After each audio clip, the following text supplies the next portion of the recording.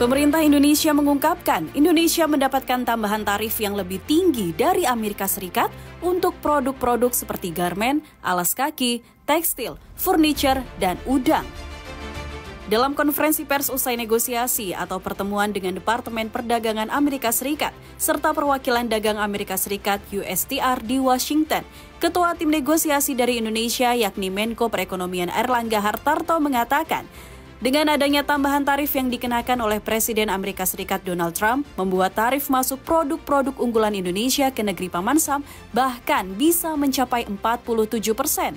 Tarif ini lebih mahal dibanding dengan yang dikenakan ke negara pesaing lainnya. Nah, dengan berlakunya tarif selama 90 hari untuk 10%, maka tarif rata-rata Indonesia yang untuk khusus di tekstil garment ini kan antara 10 sampai dengan 37%, maka dengan diberlakukannya 10% tambahan, maka tarifnya itu menjadi 10 ditambah 10 ataupun 37 ditambah 10.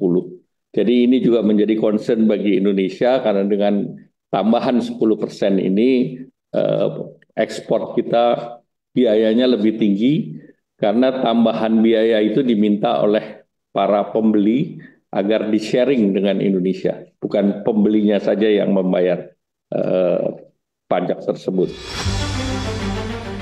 Oleh karenanya, pemerintah Indonesia bergerak cepat untuk bernegosiasi dengan mengusulkan beberapa tawaran dalam pertemuan tersebut, antara lain peningkatan impor atau pembelian energi dari Amerika Serikat seperti produk LPG, minyak mentah, serta bensin.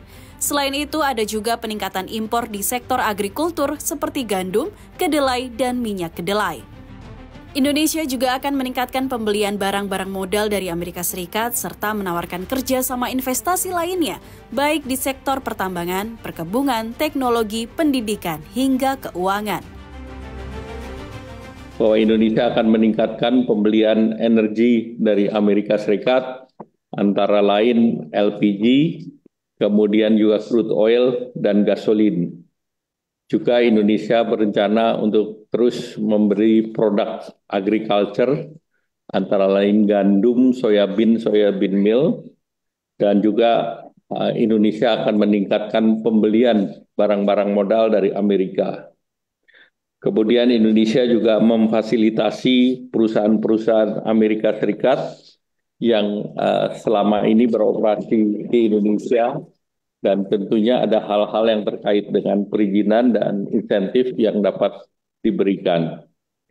Indonesia juga menawarkan kerjasama terkait dengan mineral strategis atau critical mineral, dan juga terkait dengan mempermudah terkait dengan prosedur daripada import untuk produk-produk termasuk produk hortikultura dari Amerika.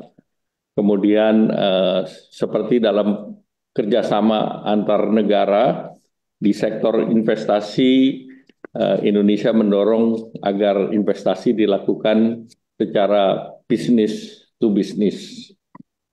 Indonesia juga mendorong pentingnya perkuatan kerjasama di sektor pengembangan sumber daya manusia, antara lain untuk sektor pendidikan, sains, teknologi, engineering, matematika, ekonomi digital, serta tentu Indonesia juga mengangkat terkait dengan financial services yang lebih cenderung untuk menguntungkan negara Amerika Serikat. Perundingan ini diharapkan mampu menghasilkan kesepakatan yang nantinya dapat menciptakan hubungan dagang yang lebih adil dan berimbang, termasuk menjaga keberlanjutan ekspor Indonesia ke pasar Amerika Serikat.